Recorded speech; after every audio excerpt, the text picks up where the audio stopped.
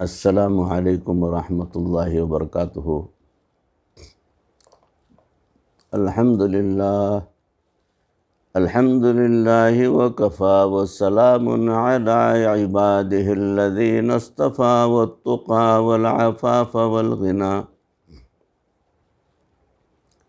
اما بعد فقد قال اللہ تبارک وتعالی فی القرآن المجید والفرقان الحمید، فاعوذ باللہ من الشیطان الرجیم، بسم اللہ الرحمن الرحیم۔ ان الدین عند اللہ الاسلام، وقال تعالی فی مقام آخر، ومن یبتغ غیر الاسلام دینا فلن يقبل منہ، صدق اللہ مولانا العظیم۔ اللہم صلی علی سیدنا و مولانا محمد وبارک وسلم کما تحب وترضى عدد ما تحب وترضى۔ محترم و مکرم حاضرین، ناظرین، سامعین، بھائیوں، بزرگوں اور دوستوں، معزز خواتین، ہماری ماں بہنوں، تصوف کے عنوان سے جو سلسلہ چل رہا ہے، اس میں آج کا موضوع ہے اسلام کی قدر پہچانیں کہ اسلام کی قدر کیا ہے، جس کی ہم کتنی قدر کر رہے ہیں اور کتنی قدر کرنا چاہیے تھی۔ اس تعلق سے تفصیلی طور پر انشاءاللہ العزیز باتیں آئیں گی، سماعت فرمائیں۔ انسان اللہ رب العزت کی قدرت کا ایک شاہکار ہے۔ یہ مختلف اعضاء کا مجموعہ ہے۔ اگر ہم غور کریں تو پتہ چلتا ہے کہ ہر عضو دوسرے عضو سے اپنی صفات میں مختلف ہے۔ گویا یہ جسم ضدین کا مجموعہ ہے۔ مثال کے طور پر آنکھ دیکھ سکتی ہے، باقی سارا جسم نہیں دیکھ سکتا۔ یہ ایک دوسرے کی ضد ہوئی۔ کان سن سکتے ہیں، باقی پورا جسم نہیں سن سکتا، یہ ایک دوسرے کی ضد ہوئے۔ زبان بول سکتی ہے، باقی پورا جسم نہیں بول سکتا، یہ ایک دوسرے کی ضد ہوئے۔ گویا انسان ایسے اعضاء سے مل کر بنا ہے جو اپنی کیریکٹرسٹکس میں ایک دوسرے سے مختلف، بالکل مختلف ہیں۔ اللہ رب العزت نے اس ضدین کے مجموعے میں ایک نعمت بھیج دی جسے روح کہتے ہیں۔ وہ روح ان تمام اعضاء کو ایک بنا دیتی ہے، ان میں جوڑ پیدا کر دیتی ہے، ان کو اکٹھا کر دیتی ہے، اور یہ اعضاء ایک بن کر زندگی گزارتے ہیں۔ چنانچہ جسم میں جب تک روح ہے، اس وقت تک اعضاء ایک بن کر کام کرتے ہیں۔ کبھی سر میں درد ہو تو پاؤں ڈاکٹر کے پاس جانے سے انکار نہیں کریں گے۔ یہ کبھی نہیں کہیں گے کہ یہ میرا پرابلم نہیں ہے، یہ تو سر کا پرابلم ہے۔ سر میں درد ہوگا تو پورے جسم میں درد ہوگا، پاؤں ڈاکٹر کے پاس چل کر جائیں گے۔ درد شدید ہوگا تو آنکھیں آنسو بہائیں گی، اور پورا جسم بے قرار ہوگا۔ پاؤں ڈاکٹر کے پاس چل کر جائیں گے، درد شدید ہوگا تو آنکھیں آنسو بہائیں گی اور پورا جسم بے قرار ہوگا، جس کی وجہ سے نیند بھی نہیں آ سکے گی۔ گویا ایک عضو کا غم پورے جسم کا غم، اور ایک عضو کی خوشی پورے جسم کی خوشی ہوگی۔ وہ کیا وجہ ہوگی کہ یہ سب اعضاء ایک بن چکے ہیں، اب ان میں کوآرڈینیشن ہو چکی ہے، انٹیگریشن، جوڑ ہو چکی ہے، یعنی روح نے سب کو یکجا کر دیا ہے۔ اگر بالفرض جسم سے روح کو نکال دیا جائے تو آپ دیکھیں گے کہ سب اعضاء ایک دوسرے سے اجنبی ہو جائیں گے۔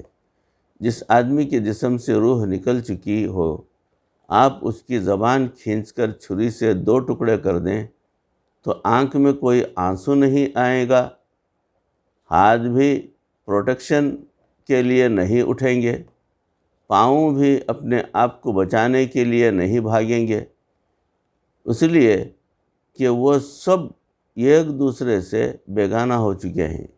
جس چیز نے سب کو ایک بنایا تھا وہ جسم سے نکل گئی ہے۔ اگر ہم اس مثال کو سامنے رکھتے ہوئے اپنے گھروں پر نظر ڈالیں تو معلوم ہوگا کہ ہمارے گھر ایسے افراد کا مجموعہ ہیں جو حیثیت کے اعتبار سے ایک دوسرے سے بالکل مختلف ہیں۔ مثلا جو باپ کی حیثیت ہے وہ گھر کے کسی دوسرے فرد کی نہیں ہو سکتی، یہ ایک دوسرے کی ضد ہوئی۔ جو ماں کی حیثیت ہے وہ کسی اور کی نہیں ہو سکتی، بہن کی حیثیت بھائی نہیں لے سکتا، بھائی کی حیثیت بہن نہیں لے سکتی، ہر ایک کی اپنی اپنی آئیڈینٹی ہے۔ چنانچہ یہ افراد اپنی اپنی حیثیت کے اعتبار سے بھی ایک دوسرے کی ضد ہوئے، لیکن اللہ رب العزت نے ان میں بھی ایک نعمت کو اتارا ہے جس کی موجودگی میں یہ سب افراد اس طرح ایک بن کر کام کرتے ہیں جس طرح روح کی موجودگی میں جسم کے تمام اعضاء ایک بن کر کام کرتے ہیں۔ اس نعمت کا نام ہے دین اسلام۔ جب تک گھر کے تمام افراد کے اندر دین رہے گا، آپس میں الفتیں ہوں گی، محبتیں ہوں گی، ہمدردی ہوگی، ایثار ہوگا، ایک فرد کا غم پورے گھرانے کا غم ہوگا اور ایک فرد کی خوشی پورے گھرانے کی خوشی ہوگی، سب ایک بن کر کام کریں گے۔ اور اگر اس دین کو نکال دیا جائے تو آپ دیکھیں گے کہ گھر کے افراد ایک گھر کے افراد ہونے کے باوجود ایک دوسرے سے اجنبی ہوں گے، دلوں میں محبتیں اور الفتیں نہیں ہوں گی بلکہ عداوتیں اور نفرتیں ہوں گی، اور کینہ ہوگا، کپٹ ہوگا، یہاں تک کہ ایک دوسرے کے ساتھ مل کر کھانا کھانا بھی پسند نہیں کریں گے۔ اگر ایک آدمی جس کی روح نکل گئی اس کے منہ کو ایئر ٹائٹ کر دیا جائے اور ناک کے ذریعے اس کے جسم کے اندر ہوا پمپ کر دیا جائے تو کیا جسم زندہ ہو جائے گا؟ کبھی بھی نہیں زندہ ہو سکتا۔ اسی طرح اگر کسی کے گھر کے اندر سے دین نکل جائے اور اس میں مین میڈ اصول ڈال دیے جائیں تو کیا گھر کے افراد کے اندر وہ الفتیں اور محبتیں پیدا ہو جائیں گی؟ ہرگز پیدا نہیں ہوں گی۔ جس طرح روح نے جسم کو زندہ رکھا، اسی طرح دین ہمارے گھر کے افراد کی زندگی کا باعث ہے۔ گویا یہ کہا جائے گا کہ یہ زندہ گھرانہ ہے۔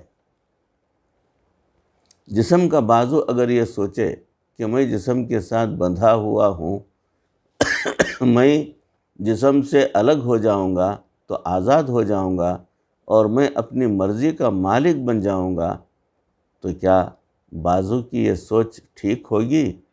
ہرگز نہیں۔ اس کی زندگی جسم کے ساتھ وابستہ رہنے میں ہے۔ اگر یہ جسم سے جدا ہوگا تو پھر یہ بے جان بن جائے گا، پھر اس میں کیڑے پڑیں گے، پھر اس کو گلی کے کتے چوسیں اور نچوڑیں گے اور چھچوڑیں گے۔ اسی طرح اگر کوئی نوجوان یہ سوچے کہ گھر کے اندر والدین کے ساتھ رہتے ہوئے تو میں بندھا ہوا ہوں، لہٰذا میں الگ زندگی گزارتا ہوں، اور یہ سوچ کر اپنی پوری فیملی سے الگ ہوا، تو اس کا بھی وہی حال ہوگا۔ شیطانوں کی شکل میں جو انسان پھرتے ہیں وہ بھی اس کی گلیوں کے اندر گھسیٹیں گے، اور بالآخر اس کا بھی وہی حشر ہوگا جو جسم سے جدا ہونے والے بازو کا ہوتا ہے۔ اسی بات کو گویا میں ایک اور زاویے سے آپ کے سامنے پیش کرنے کی کوشش کرتا ہوں۔ اللہ رب العزت نے اس دنیا میں دو چیزوں کو جوڑنے کے لیے کسی نہ کسی تیسری چیز کو بنایا ہے۔ مثال کے طور پر دو اینٹوں کو جوڑنے کے لیے اللہ رب العزت نے سیمنٹ کو بنا دیا۔ آپ سیمنٹ اپلائی کریں گے تو دو اینٹیں بالکل یک جان ہو جائیں گی۔ اگر ان کو الگ کرنا چاہیں تو وہ ٹوٹ جائیں گی، لیکن پوری ایک دوسرے سے جدا نہیں ہوں گی۔ اگر کاغذ کے دو ٹکڑے آپس میں جوڑنے ہوں تو سیمنٹ کام نہیں آئے گا۔ اس مقصد کے لیے اگر آپ گلو کا استعمال کریں تو کاغذ کے دو ٹکڑے آپس میں بالکل یک جان ہو جائیں گے۔ اگر کپڑے کے دو ٹکڑوں کو جوڑنا ہو تو نہ سیمنٹ کام آئے گا اور نہ ہی گلو کام آئے گا۔ وہاں سوئی دھاگا کے استعمال کرنے سے جو ہے وہ کپڑا ایک ہو جائے گا۔ سوئی دھاگے کو استعمال کرنے سے یہ دونوں ٹکڑے اس طرح اکٹھے ہو جائیں گے کہ بالکل ایک جان بن جائیں گے۔ اگر لکڑی کے دو ٹکڑوں کو جوڑنا ہو تو وہاں سیمنٹ یا سوئی دھاگا بھی کام نہیں آئے گا۔ اللہ نے اس کے لیے کیل بنا دیا۔ آپ کیل گاڑیے، اس سے لکڑی کے دو ٹکڑے آپس میں جڑ کر ایک جان ہو جائیں گے۔ اور اگر لوہے کے دو ٹکڑوں کو جوڑنا ہو تو اللہ رب العزت نے ویلڈنگ کو بنا دیا۔ آپ ان دونوں کو ویلڈ کر دیجئے، وہ بالکل یکجان ہو جائیں گے۔ یہاں ایک سوال پیدا ہوتا ہے کہ اگر دو انسانوں کے دلوں کو یکجان کرنا ہو تو اللہ تعالیٰ نے اس کے لیے کسی چیز کو بنایا ہے؟ اس کا جواب کیا ہے؟ اس کا جواب ہے دین اسلام۔ اگر دو بندے دین پر عمل کرنے والے ہیں تو اللہ تعالیٰ ان کے دلوں میں ایک دوسرے کے لیے الفتیں اور محبتیں پیدا کر دیں گے۔ چنانچہ قرآن مجید میں فرمایا ان الذین آمنوا وعملوا الصالحات سیجعل لهم الرحمن ودا۔ بے شک جو لوگ ایمان لائیں گے اور نیک اعمال کریں گے، اللہ تعالیٰ ان کے دلوں میں محبتیں بھر دیں گے۔ نفرتیں کب آتی ہیں؟ جب دین پر عمل کرنے میں کوتاہی ہوتی ہے۔ ہم نام تو دین کا استعمال کر رہے ہوتے ہیں اور مرضی اپنی چلا رہے ہوتے ہیں، وہاں آ کر پھر دلوں کے اندر ایک دوسرے کے ساتھ وہ محبتیں نہیں ہوتیں جو ہونی چاہیے تھیں۔ اللہ تعالیٰ ارشاد فرماتے ہیں، اے میرے پیارے حبیب صلی اللہ علیہ وسلم، لو انفقت ما فی الارض جميعا ما الفت بین قلوبہم ولکن اللہ الف بینہم۔ اگر آپ زمین میں جو کچھ خزانے ہیں سب خرچ کر دیتے، آپ ان لوگوں کے دلوں میں وہ محبتیں پیدا نہیں کر سکتے تھے۔ یہ تو اللہ نے ان کے دلوں کے اندر محبتیں پیدا فرما دی تھیں۔ تو دین اسلام پر جہاں عمل ہو رہا ہوتا ہے وہاں اس کی پہچان یہ ہوتی ہے کہ وہاں آپس میں دلوں میں ایک دوسرے کے لیے محبتیں ہوں گی، الفتیں ہوں گی اور ہمدردی ہوگی۔ جس گھر کے اندر دین اسلام پر عمل کیا جائے گا اس گھر کے افراد ایک دوسرے کے ساتھ بہت کلوزلی کنیکٹڈ رہیں گے۔ پھر ایسا نہیں ہوگا جیسے کہ اب باپ آ کر کہہ رہا ہوتا ہے، حضرت صاحب جی پتہ نہیں بیٹا میرے ساتھ دسترخوان پر بیٹھ کر کھانا کیوں نہیں کھاتا، حضرت صاحب دعا کریں، بچے تو افلاطون بن گئے ہیں، ان کی ایک دوسرے کے ساتھ بنتی ہی نہیں۔ جب ایک کی دوسرے کے ساتھ نہیں بنتی تو یہ اس بات کی دلیل ہے کہ شریعت و سنت پر عمل کرنے میں کہیں نہ کہیں کوتاہی ہو رہی ہے۔ something is seriously wrong somewhere. کہیں ضرور کوئی گڑبڑ ہے، جس کی وجہ سے وہ محبتیں نہیں ہیں جو ہونی چاہیے تھی۔ اگر خاوند کہتا ہے کہ بیوی مجھے وہ محبت نہیں دیتی جو میں ایکسپیکٹ کرتا ہوں، بیوی کہتی ہے کہ خاوند مجھے وہ محبت نہیں دیتا جو میں ایکسپیکٹ کرتی ہوں، تو اس کا مطلب یہ ہے کہ دونوں میں دین پر عمل کرنے میں کہیں نہ کہیں کوئی فرق ہے۔ اگر دونوں طرف سے دین پر عمل ہوگا تو دلوں میں الفتیں اور محبتیں ہوں گی۔ دین اسلام ایک نعمت غیر مترقبہ ہے۔ یہ دین اللہ رب العزت کی ایک نعمت ہے، چنانچہ اللہ تعالیٰ ارشاد فرماتے ہیں الیوم اکملت لکم دینکم واتممت علیکم نعمتی۔ کیا فرمایا؟ الیوم اکملت لکم دینکم واتممت علیکم نعمتی، آج کے دن تمہارے لیے دین مکمل کر دیا گیا اور میں نے اپنی نعمت تمہارے اوپر مکمل کر دی۔ لہٰذا دین اسلام اللہ تعالیٰ کی ایک نعمت ہے، یہ زندگی گزارنے کا سب سے بہترین طریقہ ہے۔ دنیا میں اس سے بہتر کوئی زندگی گزارنے کا طریقہ اور کوئی نہیں ہو سکتا۔ مال دولت اور پیسے سے انسان جسم تو خرید سکتا ہے، کسی دل کی محبت تو نہیں خرید سکتا۔ مال سے انسان کسی بندے کی خوشامد تو کر سکتا ہے، مگر کسی کے دل کی چاہت کو تو نہیں خرید سکتا۔ یہ دل کی محبت اور چاہت کا تعلق دین کے ساتھ ہے۔ جب دین پر عمل ہوگا تو اللہ تعالیٰ دلوں کے اندر محبتوں کو بھر دیں گے، اور جب دل محبتوں سے بھرے ہوتے ہیں تو یہ دنیا کی زندگی جنت کا نمونہ بن جائے گی۔ آج آپ اکثر یہ بات سنتے ہیں کہ دنیا میں اس وقت تہذیبوں کا ٹکراؤ ہو رہا ہے۔ کیا مطلب؟ مطلب یہ کہ ایک طرف دین اسلام ہے، یہ انسان کو زندگی گزارنے کا ایک طریقہ بتا رہا ہے، اور دوسری طرف کفر کے پاس مین میڈ لاز ہیں جو ان کو زندگی گزارنے کا طریقہ بتاتے ہیں، اور لوگ یہ سمجھتے ہیں کہ یہ دونوں طرح کے طریقے ہائے زندگی ایک دوسرے کے ساتھ ٹکرا رہے ہیں۔ اس کو جو مرضی نام دے دیجئے، مگر حقیقت یہ ہے کہ اس وقت پوری دنیا میں دو ہی طریقہ ہے زندگی نظر آ رہے ہیں۔ ایک ایمان والوں کے پاس طریقہ زندگی ہے جو اللہ رب العزت نے بھیجا ہے، اور وہ طریقہ اللہ کے پیارے حبیب صلی اللہ علیہ وسلم لے کر آئے ہیں۔ یہ ایسا طریقہ زندگی ہے جو انسان کو دنیا اور آخرت کی کامیابی کی یقین دہانی کراتا ہے،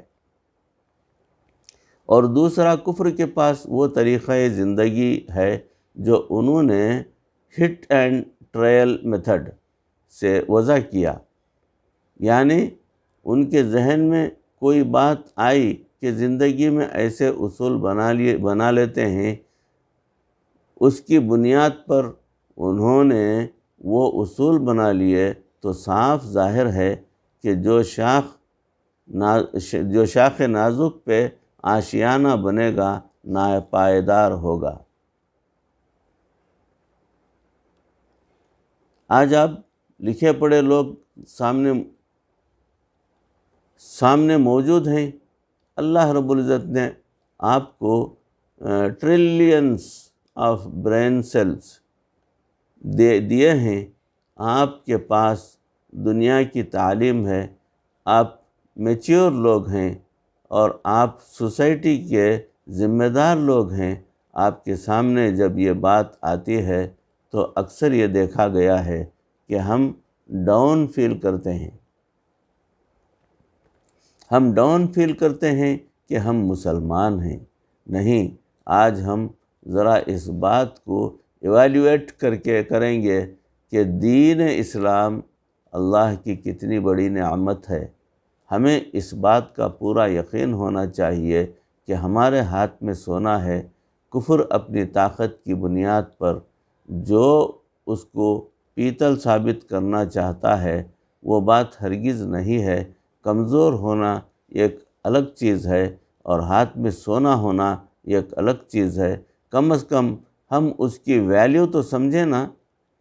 اگر ویلیو کو ہی نہ سمجھے تو پھر انسان دین سے بیزار ہو جاتا ہے کہ جی ہم نے کیا طریقہ زندگی اپنایا ہوا ہے۔ چنانچہ میں آج آپ کے سامنے چند ایسی باتیں بیان کروں گا جن کو بنیاد بنا کر آپ طریقہ ہائے زندگی کو کمپیئر کر سکتے ہیں۔ ذرا توجہ فرمائیے۔ پہلا، ایمان کا تصور۔ ایمان کا تصور کیسا ہونا چاہیے؟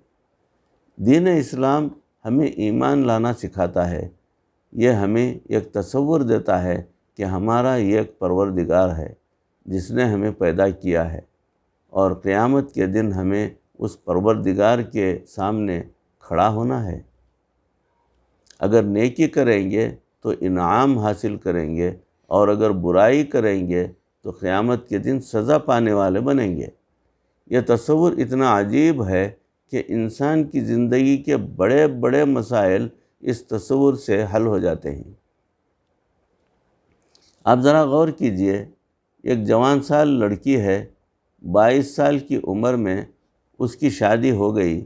شادی کے چند مہینے بعد اس کا شوہر کا ایکسیڈنٹ ہوا اور وہ فوت ہو گیا۔ اب وہ جوانی میں بیوہ ہو گئی۔ اس کی زندگی میں اس سے بڑی مصیبت تو اور کوئی نہیں آ سکتی نا، کہ وہ اس عمر میں بیوہ ہو چکی ہے۔ لیکن اگر وہ مسلمان ہے تو آپ اس سے جا کر افسوس کریں کہ آپ کے خاوند کی وفات ہو گئی تو آگے سے جواب دے گی کہ جی جو اللہ کی مرضی ہے۔ بس جب اس لڑکی نے آگے سے یہ جواب دیا جو اللہ کی مرضی، تو اس کا مطلب یہ ہے کہ اس نے اس کا سارا بوجھ کسی اور طرف فٹ کر دیا ہے۔ چنانچہ اس کے اپنے دماغ کے اوپر بوجھ نہیں ہوتا، وہ ٹینشن نہیں کرتی جو ایک کافر کے پاس ہوتی ہے۔ ایک بیرون ملک میں ایک شخص نے مجھ سے سوال کیا، جناب آپ کے شہر میں کتنے پاگل خانے ہیں؟ میں نے کہا 2 4 یا 5 10 ہوں گے، اور ہمیں تو یہ بھی نہیں پتہ کہ وہ کس کس شہر میں ہیں اور کس کس شہر میں نہیں ہیں۔ وہ کہنے لگا کہ آپ کو پتہ ہے کہ نیو یارک کے ایک شہر کے اندر 700 ایسے ہاسپٹل ہیں یا میڈیکل ٹریٹمنٹ کے ایسے سینٹرز ہیں جہاں پاگلوں کا علاج کیا جاتا ہے۔ میں سن کر حیران ہوا کہ ایک شہر میں 700 پاگل خانے، یہ کیا عجیب بات ہے، اور ہمارے ملک میں مشکل سے 5 یا 10۔ وہ کہنے لگا کیا آپ کو پتہ ہے کہ یہ فرق کیوں ہے؟ میں نے کہا نہیں۔ وہ کہنے لگا کہ ہم مسلمان ہیں اور ہمارے ہاں اللہ کا تصور ہے، لہٰذا جب بھی ہم پر کوئی مصیبت آتی ہے تو ہم اس کو اللہ کی طرف شفٹ کر دیتے ہیں، جی اللہ کی مرضی۔ اور یہاں پہ چونکہ وہ تصور نہیں ہے، اس لیے یہ مسائل پیدا ہوتے ہیں۔ یہاں جب ایک آدمی کا بزنس فلاپ ہو جاتا ہے تو وہ بیٹھ کر سوچتا ہے، اوہو میں نے ایڈورٹائزمنٹ ٹھیک نہیں کی، میں نے مارکیٹنگ پر توجہ نہیں دی، میں نے یہاں بھی کوتاہی کی اور وہاں بھی کوتاہی کی۔ اس طرح سارا بوجھ اپنے اوپر لے لیتا ہے، اس لیے مینٹل ٹینشن کی وجہ سے وہ پاگل ہو جاتا ہے۔ چنانچہ پاگل ہونے کی شرح یہاں اتنی زیادہ ہے کہ ایک شہر میں 700 پاگل خانے بن گئے ہیں۔ دیکھیے کہ یہ کتنی اعلیٰ نعمت ہے۔